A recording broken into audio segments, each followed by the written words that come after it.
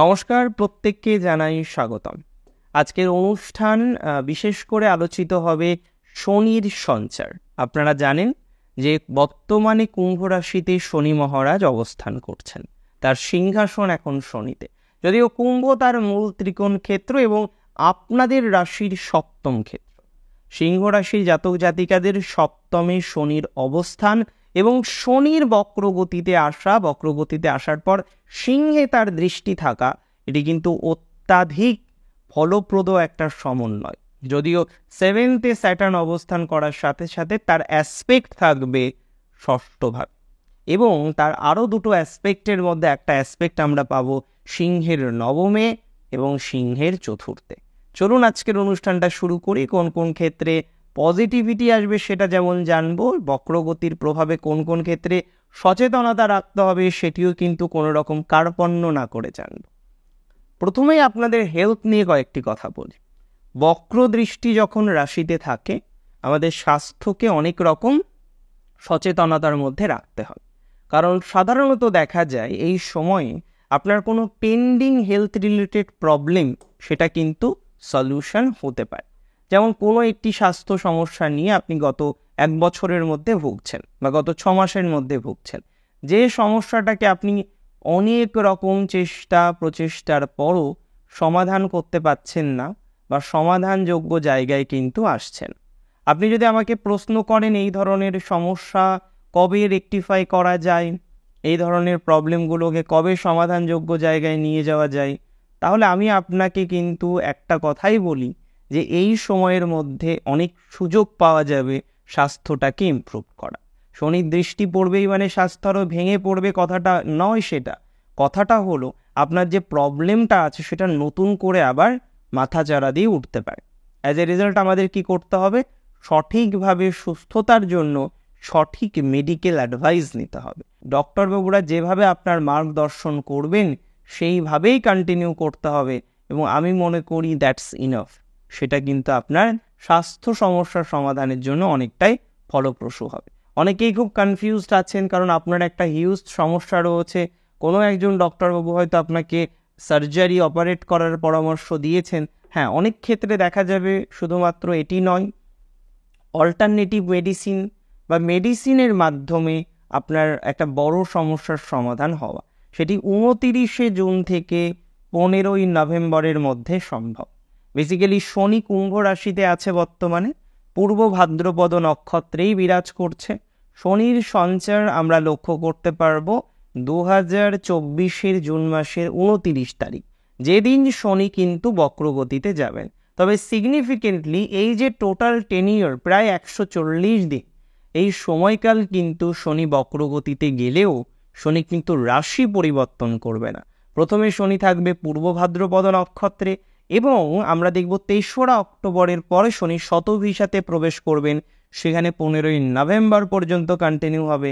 অলদাও যাই হোক না কেন, শনির এই ধরনের ভাইবস হওয়ার পরেও আমরা যে অ্যাটলিস্ট এটা বুঝতে পারি বা এটা লক্ষ্য করতে পারি, এক্সট্রিম নেগেটিভিটির দিকে যাবে না বা সম্ভাবনাটা অনেকটা কম পরিমাণে থাকছে। চলুন ফার্দার আমরা ডিসকাস করি, এবং এবার যে বিষয়টি নিয়ে আমরা আলোচনা করব সেটি অবশ্যই আপনাদের মানসিক স্বাস্থ্য। কুম্ভ রাশির মেন্টাল হেলথ কি পজিটিভ দিকে যাবে? দেখুন, আমি মনে করি কুম্ভ রাশির মেন্টাল হেলথ মিডিওকর প্রকৃতির থাকছে। এক্সট্রিম পজিটিভিটি সত্যি কথা বলতে কি এক্সপেক্ট করতে পারছি না। তবে শনির বক্রগতি মানসিক স্বাস্থ্যের সাথে ডিরেক্টলি অ্যাটাচ নয়, তবে রাশিতে যেহেতু দৃষ্টি আছে কিছুটা প্রভাব থাকবে। গুরুজনের কোনো স্বাস্থ্য নিয়ে চিন্তা থাকতে পারে, মামা বা মাতুলকে নিয়ে কিছু চিন্তার জায়গা থাকতে পারে, যেটা হয়তো আপনাকে কিছুটা সময় ভাবাবে বা কোনো একটা সমস্যাকে সমাধান করার জন্য আপনাকে উদ্বুদ্ধ করবে। আপনার কোনো একটা লিমিটেশন আপনি বছর 6 বা বছর 5 বা বছর 4 বা 3 বছর 2 বছর ধরেও সেই লিমিটেশনটাকে ক্রস করতে পারেননি, আমি মনে করি সেই লিমিটেশনকে ক্রস করার জন্য একটা ভালো সময়কাল এসেছে। এই সময়টা আপনার বাড়ি থেকে আপনি বেরোতে পারছেন না, আপনি সেখানে স্টক করে যাচ্ছেন। আপনি ঠিক যেভাবে ছিলেন বছর 2 আগে, আজকেও ঠিক একইভাবে রয়েছেন, আপনার গতিবিধি একই রকম, আপনি পরিবর্তন করেননি কিছু। আমি মনে করি যে বা যারা এই ধরনের হিউজ সমস্যার মধ্যে আছেন, একটাই আপনার সমস্যা, আর সেই সমস্যাটাকে ঘিরে বাকি সমস্ত সমস্যা, প্রথম যে সমস্যা সেটা হচ্ছে সেন্টার অফ মাস, সেই সমস্যাটাই ভর কেন্দ্র এবং তাকে কেন্দ্র করেই বাকি সমস্ত সমস্যার আগমন। কিন্তু ওই প্রথমের সমস্যাটা আপনি জানেন, আপনি বোঝেন, আপনি খুব ম্যাচিওর, যেটা সিংহ রাশি হয়, কিন্তু সেই সমস্যাটাকে আপনি সমাধান করতে পারছেন না, বিকজ আপনি একটা সঠিক ডিসিশন নিতে পারছেন না। আপনি ভাবছেন যদি বেরোই তাহলে যদি সমস্যা হয়, আপনি ভাবছেন যে সেই সমস্যাটা অন্যরকমভাবে যদি আসে, যদি না বেরোই বেটার কিছু যদি পাওয়া যায়। কিন্তু দেখুন, একটা কথা মাথায় রাখতে হবে, 5 বছর বা 6 বছর বা 3 বছর বা আমি মিনিমাম ধরে নিই 6 মাস 1 বছর ধরেও যে সমস্যাটা আপনাকে ভালো রিটার্ন দেয়নি, আপনি কি করে ভাবছেন যে সেই একই ডিসিশন আপনাকে ভালো ফল দিতে পারে? That's definitely true. পরিশ্রমের কোনো বিকল্প হয় না, কিন্তু একই ভুল বারবার করলেও কোনো সফলতার জায়গা পাওয়া যায় না। আপনি যে লার্নিংটা করছেন, যে শিক্ষাটা অর্জন করলেন সেই ভুল থেকে, সেটাকেই যদি আপনি কাজে না লাগান তাহলে বেটার কি হবে? তাহলে ভালো ফল কিভাবে পাবো? সেম পাবো, অ্যাজ ইট ইজ পাবো।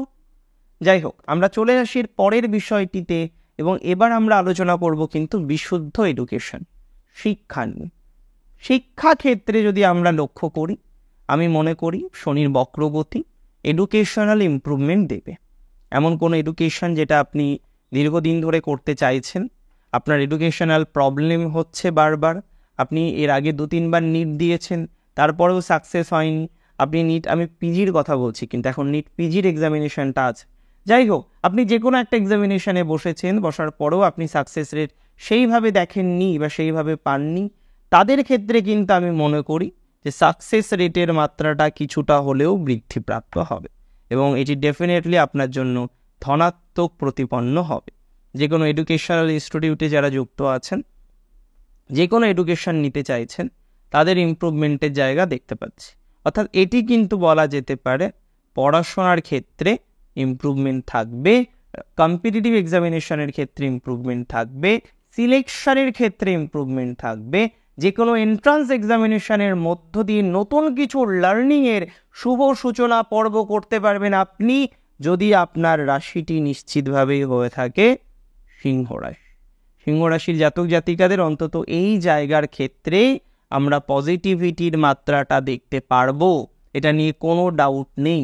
বাড়ির কোনো সমস্যা, যে সমস্যাটা লিগাল, আপনি দীর্ঘদিন ধরেই চেষ্টা করছেন আপনার বাড়ির লিগাল প্রবলেমটা মেটাবেন, আপনি দীর্ঘদিন ধরে চেষ্টা করছেন যে আপনার যে প্রবলেমটা প্রপার্টি রিলেটেড সেই সমস্যাটাকে সমাধান করবেন, বাট কোথাও যেন গিয়ে সেই প্রপার্টি রিলেটেড প্রবলেমটাকে সমাধানযোগ্য জায়গায় নিয়ে আসতে পারছেন না। এটি ডেফিনেটলি একটা কষ্টের, এটি ডেফিনেটলি একটা মানসিক চাপকে রিপ্রেজেন্ট করে। বাট আমি মনে করি যে বা যারা এই ধরনের সমস্যার মধ্যে আছেন, যে বা যারা এই ধরনের একটা ইন্টারফেস বা অবকাশের মধ্যে দিয়ে যাচ্ছেন, তাদের কিন্তু সমাধান হবে। প্রপার্টি তৈরি করার ক্ষেত্রে পজিটিভিটি আসতে পারে। যারা দীর্ঘদিন টাকা দিয়েছেন সেলারকে, আপনি প্রমোটারকে টাকা দিয়ে বসে আছেন, লগভগ আপনার অনেক টাকাই ক্লিয়ার করা রয়েছে, 70%, 80%, বাট প্রপার্টি আপনাকে হ্যান্ড ওভার করা হচ্ছে না। এটাও আপনার একটা চিন্তার কারণ, এটি নিয়েও আপনি যথেষ্ট পরিমাণে ভাবিত, চিন্তিত। আমি মনে করি এই ধরনের বিষয়বস্তুর ক্ষেত্রেও পজিটিভিটির মাত্রাটা কিন্তু বৃদ্ধিপ্রাপ্ত হবে, সংযোগ কিন্তু দেখতে পাচ্ছি। এটা নিয়ে কোনো সন্দেহ আমি রাখছি না, বা বেসিক্যালি সন্দেহ রাখা কিন্তু যায় না। রাশি যদি আপনার হয়ে থাকে সিংহ, আপনার পজিটিভিটির মাত্রাটা প্রপার্টি, স্থায়ী সম্পদ, বাড়ি, জমি, বিদ্যাক্ষেত্র এবং এই সমস্ত ক্ষেত্রকে কেন্দ্র করে যে যে কাজ আপনার আটকে আছে, সেই কাজগুলো কিন্তু সমাধানযোগ্য জায়গায় আসবে।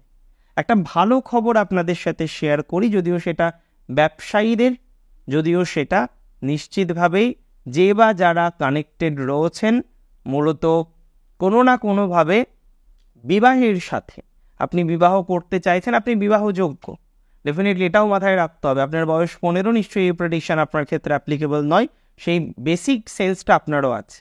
কিন্তু প্রশ্নটা হলো, যারা বিবাহের যোগ্য, বিবাহের জন্য চেষ্টা করছেন, 7th স্যাটার্ন বসে আছে, একটাই প্রশ্ন মনের মধ্যে জাগছে যে তাহলে কি সপ্তমে শনি যতদিন থাকবে বিয়ে হবে না? কিন্তু একটা জিনিস খেয়াল করুন, শনির দৃষ্টি নবমে আছে, সোশ্যাল ম্যারেজের ক্ষেত্রে কিন্তু পজিটিভিটির মাত্রাটা বাড়বে। পরিবারের মধ্যে দেখাশোনা হওয়া, যোগাযোগ বৃদ্ধিপ্রাপ্ত হওয়া, যে বিয়েটা ভেঙে গেছিল প্রায় সেই মেয়েটির সাথেই বা সেই ছেলেটির সাথেই বিয়ে নির্ধারণ হওয়া। আপনার হয়তো খুব পছন্দের ছিল, কোনো কারণবশত হয়তো ম্যাচ করেনি। অনেক সময় হয় না এরকম, যে পছন্দ হলো কিন্তু ম্যাচ করলো না, পছন্দ হলো কিন্তু এমন একটি অপ্রীতিকর ঘটনা ঘটলো যে কারণে আর বিয়েতে এগোনোই গেল না। সো এই ধরনের বিষয়বস্তুর ক্ষেত্রে পজিটিভিটির মাত্রাটা কিন্তু বাড়বে। রাশি যদি আপনার হয়ে থাকে সিংহ রাশি, আমরা দেখতে পারবো বিবাহ সংক্রান্ত বিষয় নিয়ে যথেষ্ট শুভ সংবাদ আপনার জীবনচক্রে আসতে চলেছে। ইভেন যারা ল লিটিগেশনে আছেন ম্যারেজ নিয়ে, ডিভোর্স নিয়েই নেবে এরকম একটা অবস্থা, আপনি জাস্ট নিজের ধৈর্য শক্তিটাকে বজায় রেখেছেন। আপনি আপনার সম্মানকে খুব বেশি ভালোবাসেন, সম্মানকে খুব বেশি গুরুত্ব দেন। এই ধরনের ক্ষেত্রে কিন্তু আমরা পজিটিভিটির মাত্রাটা নিশ্চিতভাবেই দেখতে পারবো। তেমন সংযোগ লক্ষ্য করতে পারছি যদি আপনার রাশিটি হয়ে থাকে সিংহ রাশি। সিংহ রাশির পরের যে বিষয়টা সেটা অত্যাধিক গুরুত্বপূর্ণ, এবং সেটা কর্মজীবনের ব্যবসা।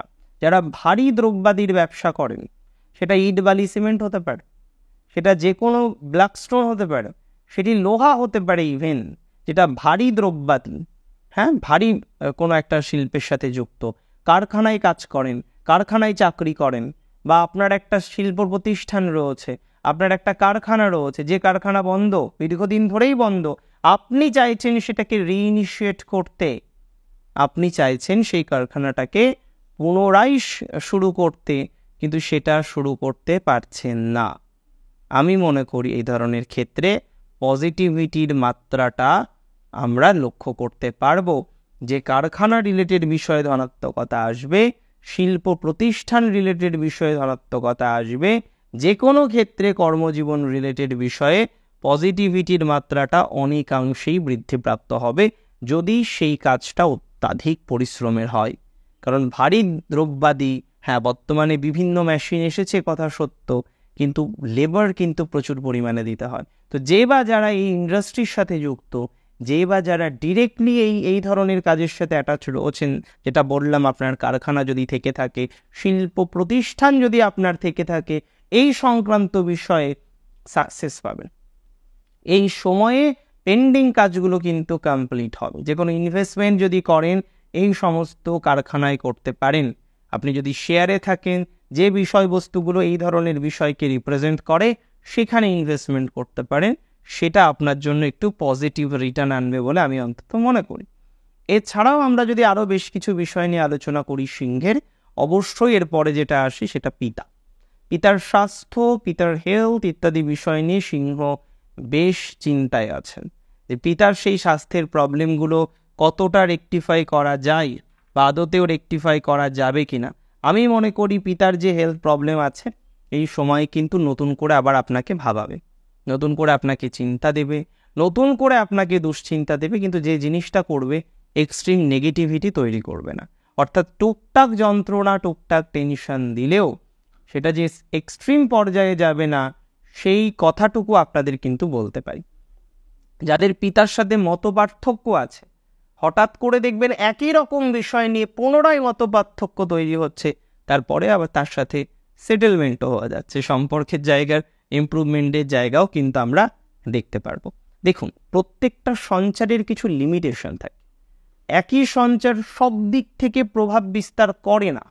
আমাদের এটা সবার আগে বুঝতে হবে যে শনি কী কী সিগনিফাই করছে আমার ক্ষেত্রে, কোন কোন ভাবে তার দৃষ্টি থাকছে, কোন কোন ক্ষেত্রে তার প্রভাব আসতে পারে।